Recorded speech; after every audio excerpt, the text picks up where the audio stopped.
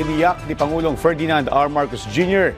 na hindi hihinto ang administrasyon sa pagtulong sa mga nasalanta ng bagyo hanggang sa kanilang pagbangon.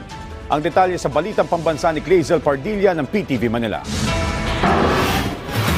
Paalis na ng bansa ang Super Typhoon Pepito pero hindi hihinto ang administrasyon ni Pangulong Ferdinand R. Marcos Jr. sa pagtulong sa mga nasalanta ng bagyo. We will now carry on with the rescue of those isolated areas and the continuing relief for those who have been displaced and have no means to prepare their own meals and have no water supply. So yung ating relief na ginagawa kagaya ng dati.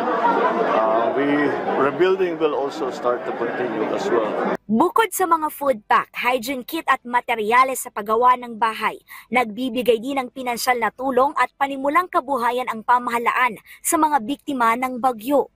Nagpaabot ng pakikiramay ang punong ehekutibo sa mga naurilang pamilya ng mga nasalanta ng bagyo. I'm sorry and saddened to report that meron tayong casualty na isa sa Cam Norte. And you know my feelings about that is that one casualty is one casualty too many. So that is unfortunate. Sa kabila nito, binigyang pugay ni Pangulong Marcos ang walang tigil na serbisyo ng mga first responder, lokal na pamahalaan at lahat ng nakibahagi sa paghahanda at pagtulong sa mga biktima ng sunod-sunod na bagyo. I still would like to congratulate, kailangan pasalamatan natin lahat ng mga first responder, yung mga LGU, lahat ng mga nagtatrabaho na pang-anim na nila. Ito, I'm sure that they are exhausted. I am sure that they continue to do and work with as hard as they can. Kaya tayo po nagpapasalamat sa kanila. Taos-puso ring pinasalamatan ng Presidente ang mga taong nakiisa sa pamahalaan para mapigilan ang matinding pinsala ng bagyong Pepito.